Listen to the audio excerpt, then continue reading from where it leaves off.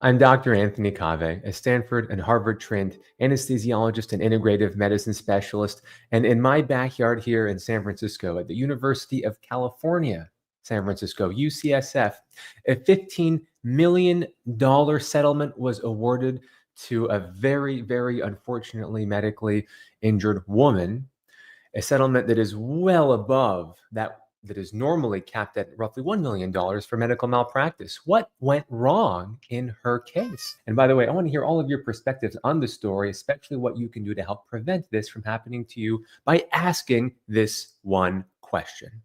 First, the case. The $15 million settlement that's of pain and suffering, it's never going to cover lifelong nerve damage that has led to and will continue to lead to ongoing weakness, mobility issues, and pain. This was a 42-year-old woman that presented to UCSF with swollen and bleeding fibroids, these smooth muscle growths in the uterus. I'm sure many women out there know exactly what I'm talking about. From here on out, we don't know all the details because UCSF, out of respect for patient privacy laws, will not give us the full story. But as an anesthesiologist who's been in many of these procedures, I'll give you my perspective about what I suspect happened, and more importantly, what you can take away from this to help minimize the chance of this happening to you. If it can happen at UCSF, this can happen anywhere. It's unclear exactly what environment this procedure happened to abate the bleeding. I suspect it was in some sort of operating room. Whether there was general anesthesia or not, we don't know for certain, but I doubt there was general anesthesia because in the reporting on the story, the husband of this patient apparently reported hearing his wife cry out. So was this during the procedure where an injection of a toxic substance happened? Was this afterwards? It's not clear to me. But the take home for you, as anyone who might one day end up in a hospital for any number of reasons, is that if a patient's unconscious, there's not a terrible amount you can do. If you're connected to a breathing machine, you can't talk. You're not awake to know what's going on. But the vast majority of procedures in the United States and across the world don't happen with the patient under general anesthesia. The patient is typically awake or at least semi-awake. And even if you're going under general anesthesia, you're awake before you go under general anesthesia in the absence of extreme emergency trauma situations when you just arrive to the hospital unconscious. Meaning that there's an opportunity for you to speak up to prevent, hopefully, these types of accidents from happening. Because what happened to this woman was that what I suspect was the anesthetic that the surgeon was trying to inject into the patient was mixed with the carcinogenous formalin or formaldehyde, its main constituent here. You're probably rightfully wondering, why on earth is a carcinogen there in the procedural area for this patient? Often, if there is a specimen that is removed from a patient, that's going to be sent to pathology to look under the microscope of what was in that damaged tissue or that harmful tissue or diseased tissue, it has to be preserved. We preserve tissue in formaldehyde. Doesn't mean that the human being is being preserved. It's just the part of the specimen that's removed from the patient goes into a little bottle of formaldehyde, and that gets sent to the pathologist. What I suspect happened is that there was a bottle of formaldehyde ready to put a specimen into, rightly or wrongly there for that procedure, and likely a surgical tech or someone involved with the care team, maybe the surgeon or the proceduralist, him or herself, accidentally took an unlabeled cup of formaldehyde and mixed it with a presumably unlabeled cup of anesthetic. Usually a surgeon or a proceduralist will inject local anesthesia somewhere that's acutely painful so that we can minimize the pain, to minimize the amount of anesthesia that's needed in the patient, to avoid the side effects, the toxic side effects of anesthesia overdose. So if we can numb the area, that lowers the anesthesia dose requirements. But if there was a mistake because of an unlabeled cup of clear liquid, and that was injected into the patient, that is what led to this case being labeled as medical battery, which we define as a harmful procedure performed intentionally and without a patient's consent. And this is very important for you to understand because what led to this being such A high-profile case is that it was not viewed as malpractice in the eyes of the court or the judge in particular, which in the state of California limits non-economic damages to typically under $1 million, well under the $15 million awarded in this case, because the judge ultimately ruled, and I'll quote you here, that the patient did not consent to the administration of formaldehyde, which had no anesthetic or therapeutic value and was in fact toxic. So this case has come and gone. Horrible case for the patient. Equally horrible, I'm sure, for the proceduralist that injected this. I'm sure it was unintentional. I don't think that proceduralist woke up that morning thinking, I'm going to ruin someone's life and their family's life and my own career as well. This is likely an accident, likely from someone else mixing the medications and handed the proceduralist a syringe, which the proceduralist then injected into the patient. I don't know for certain. I wasn't there and we don't know these specifics. But what I do know is that every patient, and please, if you take nothing else away, I hope that you can take this away. I want you to feel comfortable. If you are ever having a doctor do something to your body, to ask, doctor, what are you injecting in me? What is in that syringe? I've had injections on myself that a doctor has done to me. You better bet that I, from a non-confrontational, non-aggressive position, one genuinely out of curiosity and trying to ensure my safety, ask what's in the syringe. It's not rude to ask what is in the syringe that's being injected into your body. I even ask what size needle are you using, because I want them to use the smallest needle if it's appropriate for the procedure. I'm very curious. You tell me in the comments below if you would feel comfortable asking your doctor in the moment, what are you injecting in me? It's hard to ask, especially because you don't want to come off as doubting your doctor, doubting maybe the care team around the doctor. But if you don't ask, that is one step that could potentially lead to something like this. Now, like I said, this patient may have been under general anesthesia. They may not have been within their capacity, and I'm not blaming the patient, absolutely not.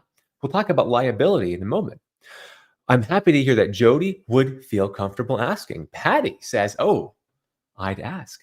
Anita asks and always asks. It's my body, same as if someone was giving you a drink. Foxy dog, itchy paws. Yes, yes. Presumably you would ask someone who handed you a drink at a bar or at a restaurant, what's in this? I hope you would. I really hope you would. And I want you to remember this exactly like you just said, Foxy dog. Oh, here we go. Teresa says yes. Lucy's asking, ask what? Lucy, please take this away. Everyone who's listening. What is in the syringe? What are you injecting in me? What are you giving me? Guys, I'm a doctor. I do injections. I give people medications all the time in my ketamine infusion practice. When I'm doing stellate ganglion blocks, I am giving folks medications all the time. Not every patient asks me. While I am honored that they trust me in the process, I'm telling you with the point of view of a doctor who does this every day. I do not take it as an offensive show or any type of ego blow if the patient asks me, what is in this pill that you're giving me?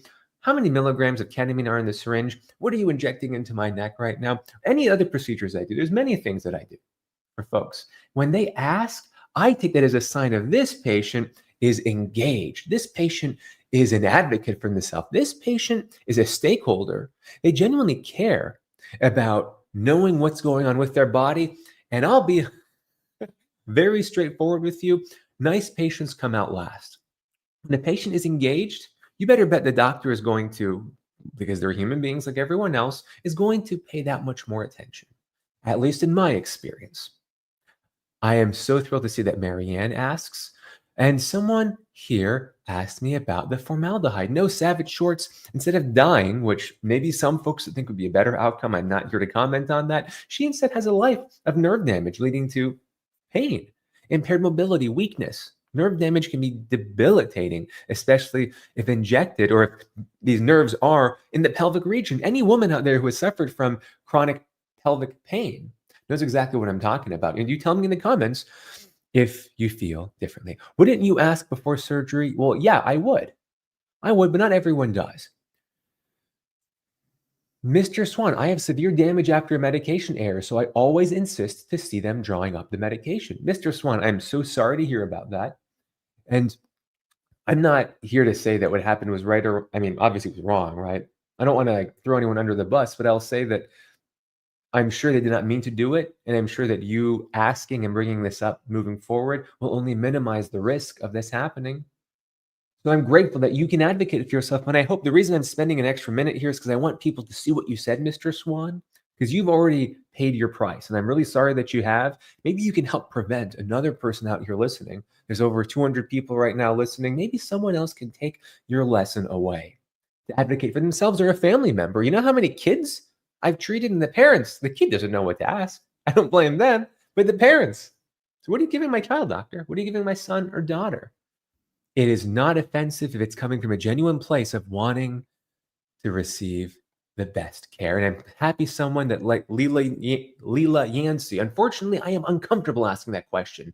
And I felt the same way for the longest time, and I still do. I'll be straight up with you.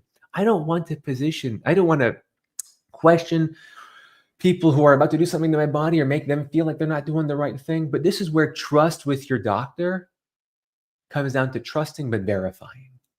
And by way of example, I'm in your position where I have a patient. All the nurses tell me, oh, the patient has no allergies. These are their medications. They don't have any heart problems, et cetera, et cetera. I tell the patient, you know what? You've been asked all these questions before. I want to hear it from you. I trust my care team. I'm going to verify everything because my liability is on the line. My job, my responsibility to you as a patient is not something that I can assume someone else is going to do for me. And at the end of the day, all of you listening, you are the one responsible for your body. Of course, your doctor has to not be a screw up. No question about that. But I want you to do what I do for patients because I'm responsible for my patient's life in my procedures. You are responsible as well for advocating for yourself. And I want you to view that not as an antagonistic affront to your doctor, but something that gives you more confidence in what you're doing. So what other questions that come up in this is, how could the surgeon have made this mistake or the proceduralist mixed up a toxic substance with what we presume they had wanted to inject, which is probably some sort of anesthetic? Probably. I wasn't there. And you might be shocked to hear that some things in big hospitals are automated. When a doctor gives an order to a nurse, for example, give medication X at this time at this dose, often a computer system will verify that order. A pharmacist will verify the order. And then when the nurse goes to administer it, the computer system will dispense that medication so the right dose can be drawn up to minimize human error. I'm not saying machines can't make problems. Of course, there can be computer error as well. But we're talking about minimizing human error, which is what led to this woman's horrible outcome. You might be shocked to hear that while in the hospital, that's commonplace for computers to dispense medications to minimize screw-ups like this. In the operating room, because there is so much variability in what patients need, and specifically what happens in the moment based on that patient's body weight, the specific condition, where the surgeon is operating, these things are typically not automated. I've never seen an automated system here because how could you put in while you're with your sterile gloves in place, you can't like break your sterile scrub and go and enter something in the computer and come back. No, you have to verbally tell someone what to do. And sometimes the proceduralist, the surgeon has to be focused on what's going on here. And they ask for a syringe while they're focusing here to do, because you can't take your eyes on and off the field. This is where trust comes in and having qualified paramedical staff. So I don't know in this case who screwed up the mixture. But what I do know is that at the end of the day, that greatest liability is going to land on the person who is actually injecting the patient, who is actually cutting the patient, who is actually doing something with their hands that led proximally to the harm that the patient suffered. So if that's in often cases, that's the doctor. In some cases, it's been the nurse. If the nurse was the last person that made a mistake and they touched the patient literally last in the chain of or the sequence of what happened to harming that patient, doesn't mean to not do things to patients, but it means to trust but verify what others are doing around you. The surgery process is just higher risk because you don't have as many automated checks because things are done real time and you cannot prepare these things the same way you can for other things in the hospital. And a lot of patients also ask me, well, what are the high risk medications that could possibly be injected in someone? Fortunately, the vast majority of substances that are around a surgical field are typically not formaldehyde, are not known carcinogens, are not toxic chemicals. This happened to be a case where there was something in the wrong place at the wrong time and the wrong thing got injected in the person in the wrong part of their body. So many things went wrong at the same time, perfect storm, if you will. By and large, medications that are on a field for most surgeries are local anesthetics, which in and of themselves are not toxic at those doses unless they're injected in the wrong place. This is why anesthesiologists and surgeons have to be so mindful about local anesthetics that we're injecting during surgery to numb up part of the body. Because, like I said, even if the patient's asleep, we don't want them to be stimulating, we don't want their nerves to be stimulated from the knife going in or from electrocautery. We want that tissue to be as numb as possible so we don't need to overdose the anesthetic that keeps them asleep and comfortable. We'll end with the liability. It's not just the doctor that's liable in the sense, our patients, you are the one who has to live with what happens. I'm not saying that it's your fault if you don't speak up, but I'm saying that I hope you feel a little bit more comfortable speaking up because you're the human being that's got to live in the body that's being affected and being adjusted by doctors, by my hands, by the hands of my colleagues and other doctors. And you deserve to speak up for yourself, to ask what is happening to your body. What is being injected in your body? What procedure is happening to your body? I appreciate Jabby calling. I appreciate that you are all learning something new. If you learned something new, please hit that like button to share and share what you learned with your loved ones, especially if you're someone who frequently goes to a hospital or has lots of doctor's appointments. I want you to feel a little bit more comfortable advocating for yourself. And I want to address questions now. George the cat, thank you for the super thanks. Recently had a procedure. Anesthesiologist never talked to me beforehand and I had a complication. Should I complain? George, I'm so sorry about what happened to you. I hope that others here appreciate your vulnerability in sharing something very intimate. Not knowing what the procedure was, not knowing what the complication was, I can't tell you what to do. But I can say that if you feel something was not done right by you, and there was an objective complication, it is always worthwhile to speak up, even if it's not in a way that you're trying to get someone in trouble per se, to help prevent this from happening to someone else. Because if it happened to you, George, what's stopping it from happening to 3 patients later from you, or someone 3 weeks from you, or 3 months from you? Shocker here that what happens to one person can happen to someone else, right? No, it's not a shock. I'm being sarcastic, but please, I think you should speak up to someone who can help prevent someone else from being hurt. And yeah, lady, I agree. Geez, this is horrible. My goodness. Aeon found me with a question. They are planning to give me pain therapy with ketamine. What's your opinion about that? I've had everything that's okay. Pain. Well, first off, Aeon, I'm sorry about the pain you're experiencing. You're right. I have a lot of resources on ketamine used for pain. I think that there are many solutions to addressing pain, and you have to be holistic in the view of it. Ketamine is not going to fix something that has to be fixed with surgery. Many types of pain are not amenable with surgery. Ketamine is also not going to fix a neuropathy caused by hyperglycemia. It's not going to fix pain from a vitamin D deficiency if there's some mishappen nerve signaling. It is going to address certain types of pain. We don't always know what the cause of pain is, but when done with doctor supervision, IV ketamine at the right dose can provide valuable pain relief as part of a holistic pain treatment plan. It's what I do for my patients regularly. It can be life-changing. Nothing's ever 100% in medicine. Caitlin, could a patient also speak up and ask what was put into them afterwards? Absolutely. And I think you should if you have any question about it. Of course, ignorance is a bliss sometimes, and I'm sure many of you feel that way. But it doesn't mean that you should ever feel uncomfortable asking, what happened to my body? Dear Ranger, I'm grateful that you appreciate watching these videos. And Peggy, good to see you on a live for the first time. I hope that you learned something new to better advocate for yourself. Bushy-haired stranger, good to see you. Be an informed patient, research your procedures prior to having them. Always, yes, I agree. Tyler says, not all doctors have your empathy. Would you say that your empathy was trained? Very good question. I don't know how to answer that. Nature versus nurture is a tough one, but I will say that many folks get stuck in a wheel, in this autopilot pill pushing mill.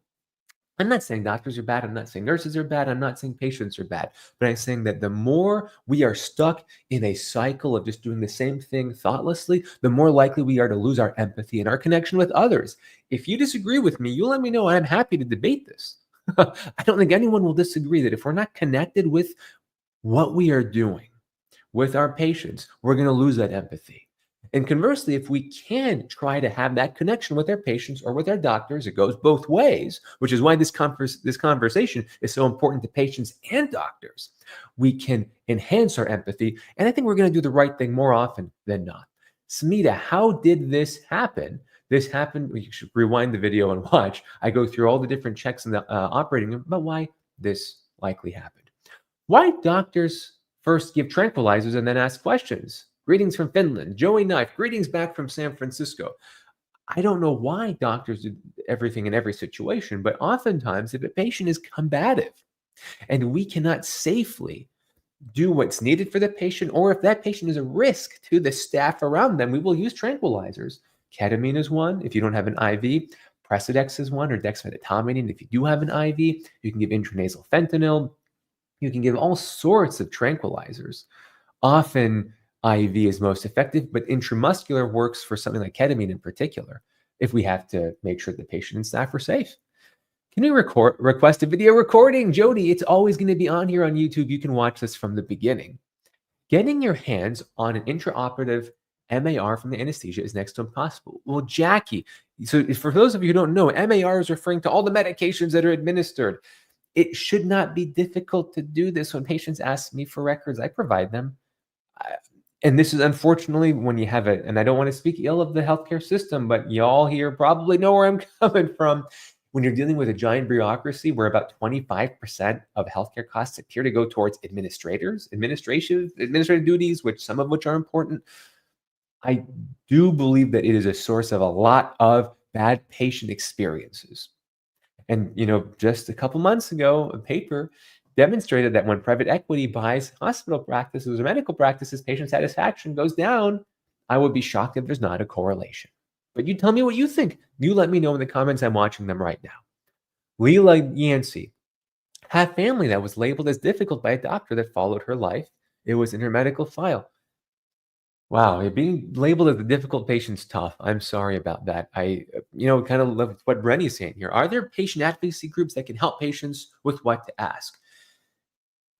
I believe that the more patients know how universal these struggles are, the better they're going to feel. The more comfortable they'll feel standing up for themselves. I don't know of specific advocacy groups, but I know that on this channel, this is what we talk about every week. So come on here more often and bring your patients.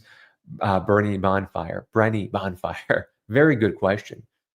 I'm with bushy-haired stranger here. Jackie, I'm a nurse and I've been trying for years, and that part of my chart is missing from every surgery. I don't know why it's missing, but I think that if you ask specifically for the anesthesia record, that is the MAR equivalent, anesthesia record. You can ask for that. So good to see you, well-reasoned Super Hawk. And you missed my question. Jab, I did miss your question. Sorry, there's so many questions here. I can't see all of them. George the cat asked a question. Another super thanks. I really appreciate it. Are anesthesiologists supposed to talk to you beforehand? Is it part of the job? I have a history of Stevens-Johnson reactions. Oh my goodness. Okay, let me, your question is so good, George. I want to put your question on here. Thank you.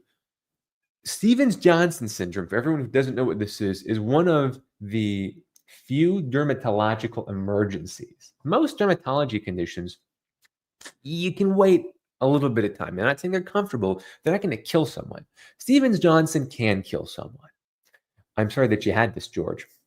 So we never want to give a medication that causes Stevens-Johnson, to be very clear. It is the job of any person who is prescribing any medication to you or administering any medication to you to know exactly what your allergies are. Guys, what I do is As I am injecting someone with lidocaine, or if I'm about to place their IV, I try to always ask in that moment, what are your allergies? I don't care if I've known this patient for 5 years or for 5 minutes. I always ask the question, and patients say, don't you remember what my allergies are? You asked me last time. Allergies change. I might forget. I'm not going to let my memory put a patient of mine in harm's way. My goodness, no. I want to hear it from the horse's mouth when I am doing a procedure on someone so that I minimize the risk of that error. And if you have a history of a serious medication allergy, you tell your doctor. I want you to feel confident telling your doctor before any procedure, before you get anything picked up at the pharmacy, if the pharmacist doesn't ask you. It's so easy to avoid. And I hope that if you ever have surgery again, you tell your anesthesiologist at every opportunity you get. Recent surgery, woke up and walls appeared wavy. So why fentanyl to make me loopier? Well, patients can have wavy walls around them but still be in pain. That's often why. Well-reasoned super hawk. Thank you for the super thanks as well. It actually helps me see your comment more easily. By the way, for those of you who are members of the channel, I can see your comments more easily as well. You joining always helps support me to do this more often for you. Thank you for the great advice. Oh my gosh, I really appreciate your comment. Thank you, super hawk. I've had so many allergies. I have a tattoo on my right forearm. Cindy, I hear you on that. I hope it doesn't take up your whole forearm, but there are some things in particular, like if someone has malignant hyperthermia or type 1 diabetes, I think it's very reasonable to tattoo along your chest. That's something I really think is clever. Brianna from Facebook, I had knee surgery that was supposed to be a spinal, but changed to general. No one gave me any info, bullied me into signing a consent. Told them numerous times, no versed, they gave it to me twice. Later defined, permanent. Oh my goodness. Oh my goodness. Guys, I'm so sorry about. Well, Brianna, I don't even want to go through everything that you shared, not because I don't want to go through it, but quite frankly, it's painful to hear. I think people could read it on there, but I want to acknowledge fully what you just shared. Folks who have had these types of maybe things not being heard, which is more likely to happen, I believe, in a procedural setting where things are moving fast. And sometimes patients are anesthetized and they cannot speak up for themselves. I'll put it back up here, Brianna, because I want people to read it. Demonstrate how important it is to get your message across before. I'm not blaming you, Brianna. Obviously, I'm not blaming you, but I want your story to be a reminder for others that when you're having a procedure done where you're not going to be in your right state of mind, I want to make sure all your questions are answered. Everything you want to say, you get off your chest before you go under. Looks like you kind of did that. The consent form as a whole, I did a whole video on this a couple of weeks ago about what to go through on the consent and not to feel like it's a last minute rush. I got to sign all the paperwork 2 minutes before going to sleep. That's not appropriate, right? So you got to take your time. I have had many surgeries delayed from folks who had a last minute question about their consent, and I didn't blame them. Like, really, you're going to have if a surgery done to your body, why would I blame you for that? Caitlin, thank you for the super thanks. I think you meant I highly recommend writing down a list of questions to show to your doctor. It helps a lot. Yes, that's one of the top 4 or 5 things I recommend all patients do if they are at risk of being gaslit. Don't be looking at your phone and typing on your phone. Write them down on paper. And while the doctor is speaking to you, you're also welcome to write things down. Most states don't let you record a conversation without agreement of both parties, but you can write notes down, and you can also, this is the kind of the extra cheat code, you can verbalize what the doctor is saying while they're writing it down. The doctor's going to be a heck of a lot less likely to say something that might be misconstrued as gaslighting or inappropriate if they know that you're writing something down word for word or verbatim. I'm not saying all doctors are bad guys. I think the vast majority of doctors want to do the right thing for you. Absolutely. And I want you to have confidence in who you are trusting your body with. How will upcoming tariffs affect anesthesia, Roxy? I don't know. I hope they don't affect it very much. You're very welcome, Fred. And Vienna, when the anesthesiologist inserted my IV, I asked, how do I know it's correctly placed? She explained and showed me the flushed, showed me and then flushed it so you'd feel it. I was happy and put at ease. Vienna, I want to end with your comment because you nailed it. How important it is for you to ask your question, and hopefully it's something that the doctor can demonstrate to you to help you feel confident and comfortable, because your mindset before you go into a procedure, before you go into some sort of vulnerable state, whether it's sleep, whether it's surgery, whether it's a minor procedure, that mindset turns out can have a sometimes profound impact on how that procedure goes, how your surgery goes, heck, how you sleep at night. Depends in part on your mindset before you fall asleep as well. If you disagree, once again, I'm happy to debate you on this. I just don't think anyone disagrees. With a common sense view of compassion and confidence in what's happening to your body, so you can be that much more put at ease. And you'll only be able to do that, Vienna, like you said, if you feel comfortable speaking up and advocating for yourself. Hopefully it can be done respectfully without having to antagonize anyone. I hope, Gabby, that your wisdom teeth surgery goes well. I don't want you to be unnecessarily nervous. I'll just end by saying that a little bit of anxiety can help our wound healing actually be optimized. Too much and too little anxiety is not healthy, because your immune system, which is so tightly linked to your nervous system, thrives when it has the right amount of anxiety. This is a whole other discussion. I cannot wait to discuss it with you. I'm wishing you the best, Gabby. And I'm doing very safely from the wildfires. Fortunately, in San Francisco, it's raining outside, so you're okay. Peaceful one, I'm grateful that you found it helpful to bring a written list of allergies. Yes, I hope everyone here who has an allergy list that's long or of serious allergies, right, has them written down so they don't forget. Heck, maybe even tattoo them if it's something like malignant hyperthermia or type 1 diabetes and you need insulin. These are things that are life-saving. Remember, you have more power over your health than you've probably ever been told. Please share what you've learned with others. If you hit the like button, it helps me do this for you more often. And please join so that you can keep up with all of my live streams. For our members, tomorrow I'll be doing a live stream on my trip to Taiwan and the healthcare system in Taiwan. I hope to see some of you there. Until next time.